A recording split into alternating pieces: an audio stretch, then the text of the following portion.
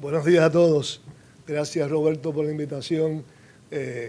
Saludo siempre a todos los industriales específicamente y muy en especial a nuestra pasada presidenta Lucy Crespo, que está aquí con nosotros, y uno de nuestros directores, el señor Félix Negrón, que está acá, y nuestro vicepresidente ejecutivo, Pancho García.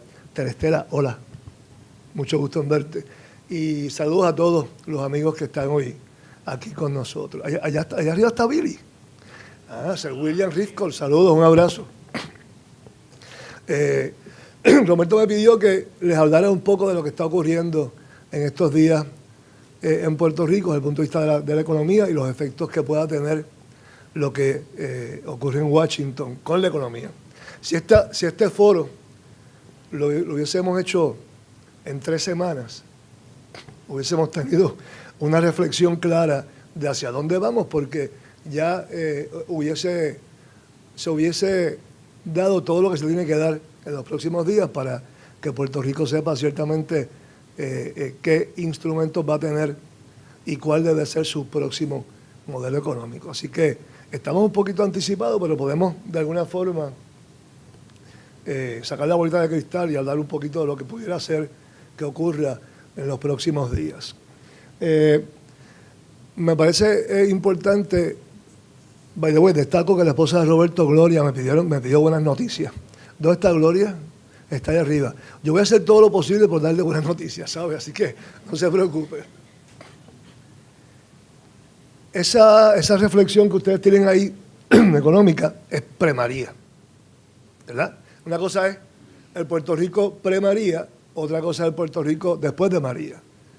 El Puerto Rico después de María tiene unas posibilidades de inyección económica que puedan venir tanto de lo que son las agencias y el gobierno federal como lo que pueda ocurrir a nivel de ingresos económicos que vengan de parte de las compañías de seguros.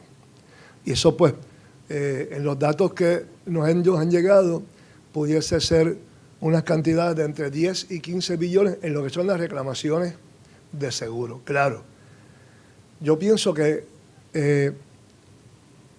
la economía ya se ha beneficiado del impacto de María directamente de aquellos grupos que han ido invirtiendo en atender lo que tienen que atender para poder restituir y recobrarse después de María.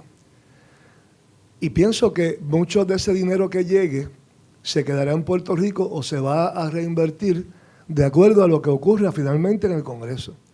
Si la ley que se está básicamente aprobando nos incluye, pues es muy posible que los dineros que lleguen del seguro, de reclamaciones, se vuelvan a invertir en Puerto Rico.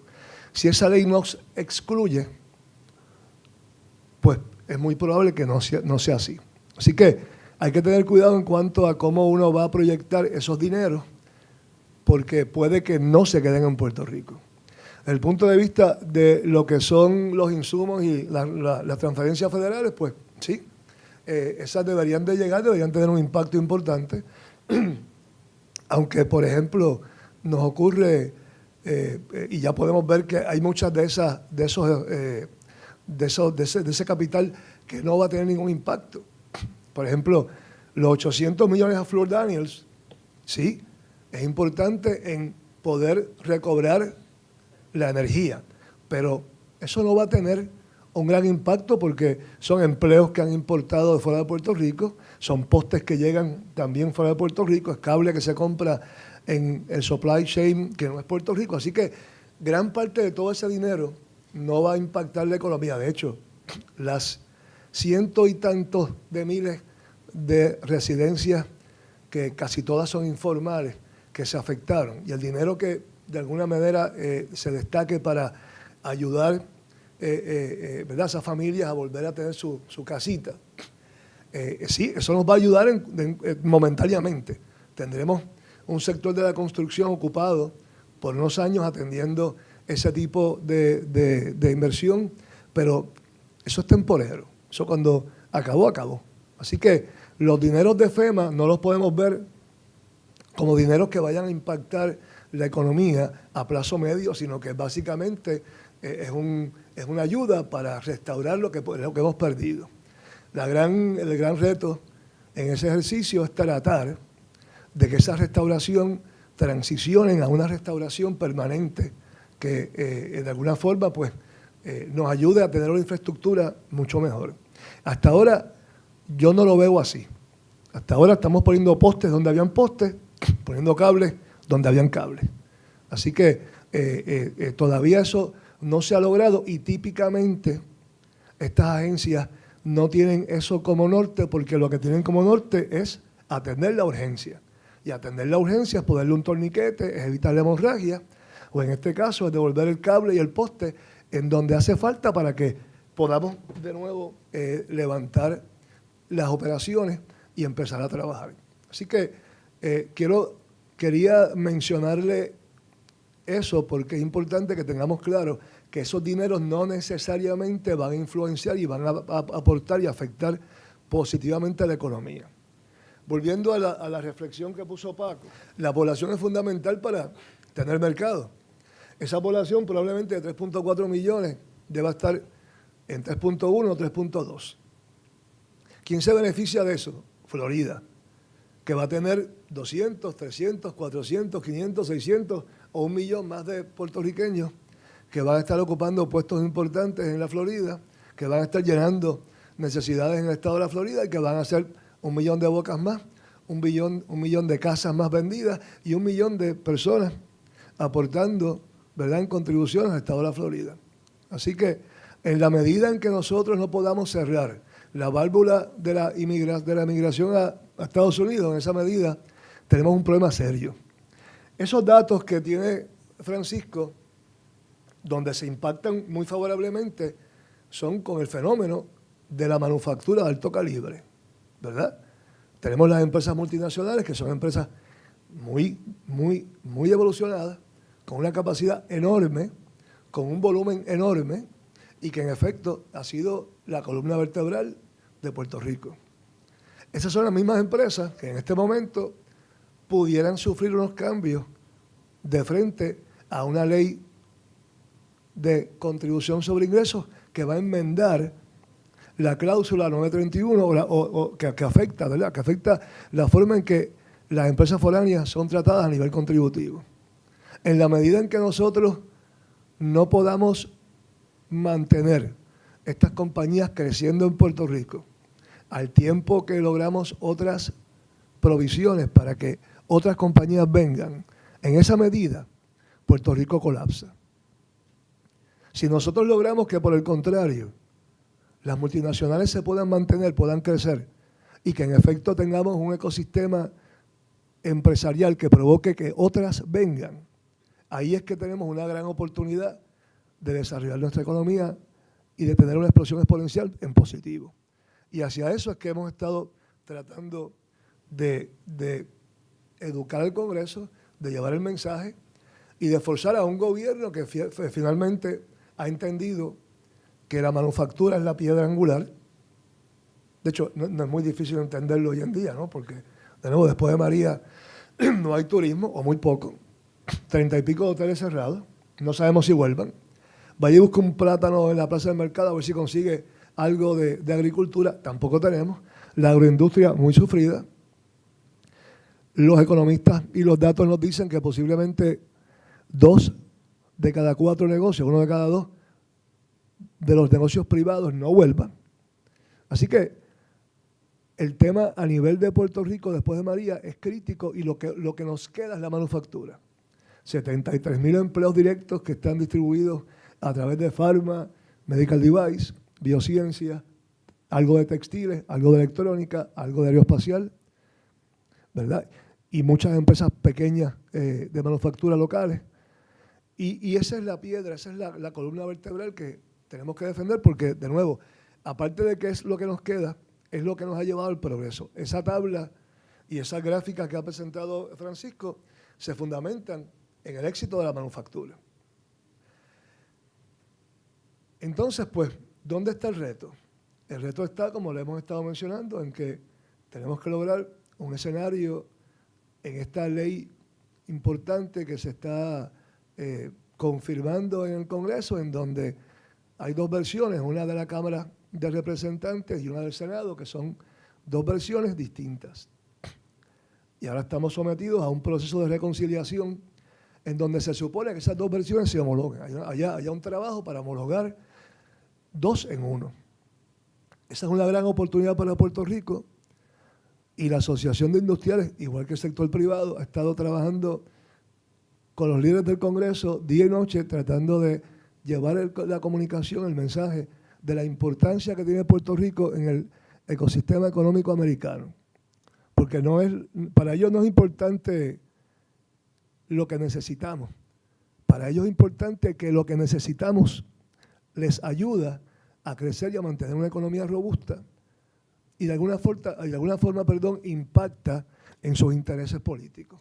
Así que el mensaje no es ayúdame, es ¿por qué me tienes que ayudar? Y hacia eso hemos ido todo el tiempo, hacia eso hemos estado llevando la comunicación. Como mencioné hace un momento, hemos estado prácticamente día y noche. Unos grupos entran, otros grupos salen. Yo estuve la semana pasada con Tito Colorado y Carlos Serrano. Carlos Serrano, para los que no lo conocen, es uno de los abogados importantes en el tema de lo que es la administración de los decretos de exención contributiva, junto con Amaya Iraola-Goitia, Kenneth Rivera y un puñado de otros. Pero ellos nos ayudan, y esos equipos que mandamos al Congreso los combinamos de la ayuda técnica, los expertos en la ley, y lo que son ya pues los mercadistas, que somos los que tratamos de vender el concepto. Esta semana pues yo descansé y me sustituyó Félix Negrón junto a Kenneth Rivera. Félix va a hablar en unos minutos acá también, así que le podrá poco comentar la estrategia, cómo hemos ido implementándola. Y Kenneth tenía como propósito apoyar a Félix en la parte técnica. ¿Qué es lo que hacemos allí? Vamos a los destinos importantes, a los senadores o representantes relevantes en la fórmula que ahora viene a ser todo el proceso de conferencia o reconciliación legislativa. Y de nuevo, ¿qué llevamos? Llevamos por qué Puerto Rico es importante. Puerto Rico básicamente sostiene el 70% del costo del sexto componente de la defensa nacional americana, que es la Marina Mercante. La Marina Mercante, junto con el Navy, el Army, el US Marine Corps, la Guardia Costanera y el Air Force, compone lo que es la defensa nacional. Y Puerto Rico, vía las limitaciones que nos impone el Jones Act, está obligado a traer todo lo que importa a Estados Unidos vía los barcos con bandera americana. Esa es la Marina Mercante, y de no existir Puerto Rico y un volumen de negocio importante, pues ciertamente tendrían grandes problemas en mantener esa marina. Y tendrían una serie de conflictos en corte, porque esas compañías acaban de invertir cerca de 600 millones en poder comprar barcos que cualifiquen con el Jones Act, que implica que son barcos hechos en los astilleros americanos, que tiene posiblemente el costo más alto del universo, y que por tanto no es fácil de que, si no hay volumen hacia Puerto Rico, los reubiquen en otras rutas, porque el costo de su depreciación es enorme. Así que ahí los Estados Unidos tendrían un reto. Por otro lado está promesa. O sea, nos imponen una ley de reconstrucción económica que parte de su propósito es cómo yo atiendo la deuda. Y señores, la deuda hay que pagarla. Se pueda o no, hay que hacer el mayor de los esfuerzos por lograr un trato o un negocio consensuado, porque lo básico de cualquier formato de negocio, igual que es tener un proceso, ¿verdad?, reglamentario sencillo, en donde el gobierno, lejos de provocar dilación, provoque agilidad. De igual forma, cuando tú no pagas tu deuda, tienes un problema, nadie te quiere. Así que cuando hablamos de que Trump dijo write off, oye, eso no es bueno para nosotros, porque en efecto eso no se va a olvidar y nos va a causar grandes problemas. Evidentemente, si no hay cómo pagarla en su totalidad, lo que yo digo acá es que tiene que haber un negocio en donde haya voluntad y se logre un consenso entre acreedor y deudor. de manera de que por lo menos la intención de pagar esté clara y se hagan todos los esfuerzos para que el que nos prestó salga lo mejor posible sin perjudicar a Puerto Rico. Así que la deuda hay que tratarla con mucho cuidado.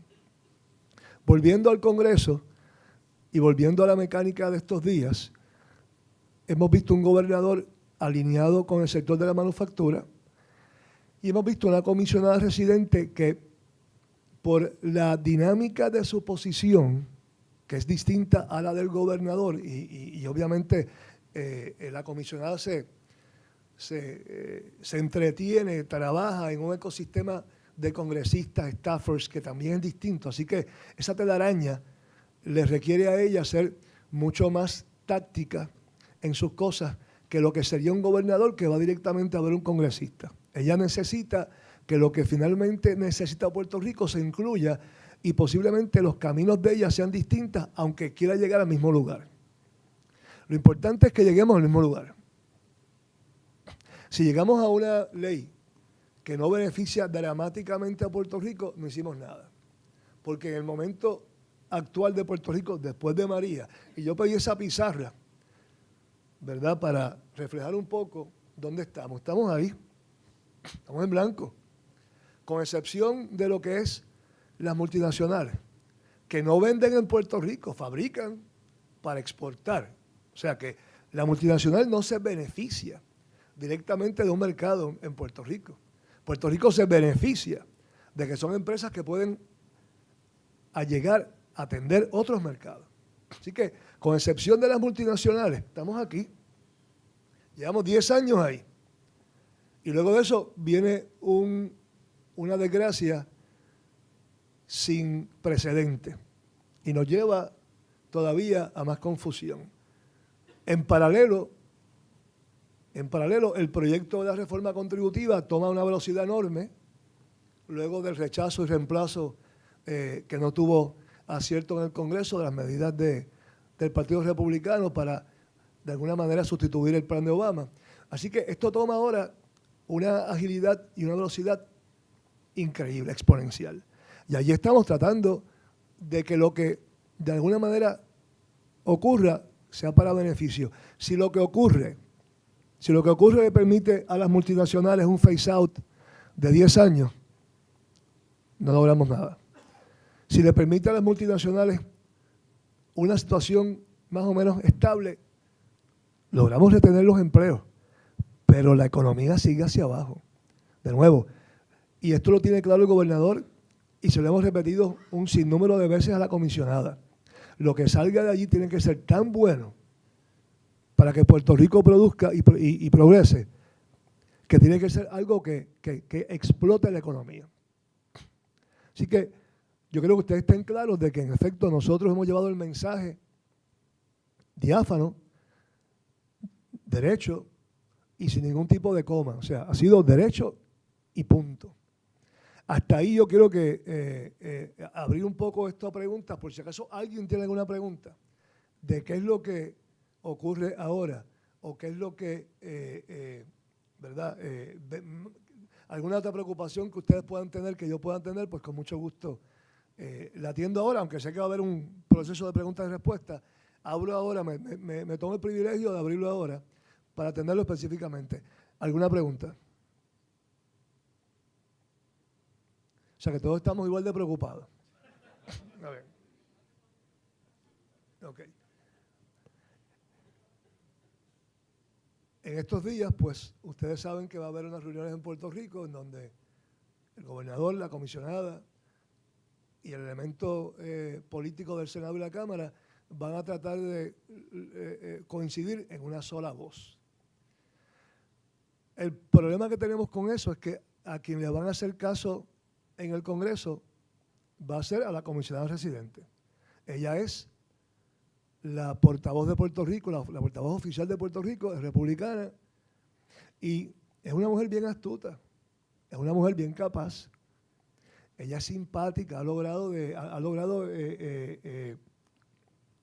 empatía en 5 o 6 meses que nos llenan de optimismo y nos dan mucha mucha confianza en sus capacidades y nos permite pensar que ella es un buen vehículo para poder vender lo que tenemos que vender. Evidentemente, de frente a eso está todo el elemento político, que a mí me da gracia cuando me dicen hay que sacar lo político de esta ecuación. Y me da gracia porque es que, o sea, ¿cómo tú vas a sacar lo político del Congreso o de la legislatura o del gobierno? Evidentemente es imposible. Así que tenemos que contabilizar lo político como parte del proceso. De hecho, hasta ahora nos ha ido muy bien, porque Rivera Schatz y Johnny Méndez llegaron por primera vez hace unos días. Así que no habían ido antes. El gobernador se había alineado con nosotros y hasta ahora la comisionada estaba en un planteamiento que nos llenaba de optimismo. Yo tengo que aceptar que lo que yo he visto hoy en la prensa se aparta de lo que había sido la línea de pensamiento nuestra, nos llena de preocupación. De hecho, estamos sacando unas cartas en la mañana de hoy, tanto a Marco Rubio, Ted Cruz, Chuck Schumer en el Congreso, como al gobernador y a la comisionada, recordándoles que cualquier cosa que no logre un progreso destacado, un progreso fuerte, cualquier medida que no provoque un desarrollo de la economía exponencial, sería nefasto para Puerto Rico. Así que hemos tratado por todos los medios de invertir en donde tenemos que invertir para que ustedes estén bien representados. Mi función no es atender ni es defender las multinacionales. Mi función es defender los empleos que crean las multinacionales. Mi función es defender la manufactura, porque defendiendo la manufactura logramos la mejor calidad de vida para Puerto Rico. La razón por la cual industriales es por eso. Y en esa dinámica tenemos que defender todo lo que ayude a que estos empleos permanezcan en Puerto Rico, a que estos empleos crezcan en Puerto Rico y a que vengan muchos empleos más. La defensa de la multinacional es únicamente por eso, reconociendo que son empresas como cualquier otra, pequeña, mediana, grande, que su norte es ganar dinero y nada malo con eso. Si luego de todo este proceso esas empresas tienen destinos mejores, van a transicionar. Y eso es lo que tenemos que evitar a toda costa. Porque esas empresas las necesitamos en Puerto Rico para mantener los empleos que tienen que mantenerse en Puerto Rico, para evitar que ese 3.1 o 2 que nos quede se convierta en un año en 2.1. Así que la dirección nuestra es clara. El esfuerzo va a estar ahí y el sacrificio va a continuar. De nuevo, con el norte de mantener los empleos en Puerto Rico. Así que muchas gracias a todos y de nuevo estoy disponible a cualquier pregunta que ustedes quieran hacerme antes o durante o después de la reunión. Gracias.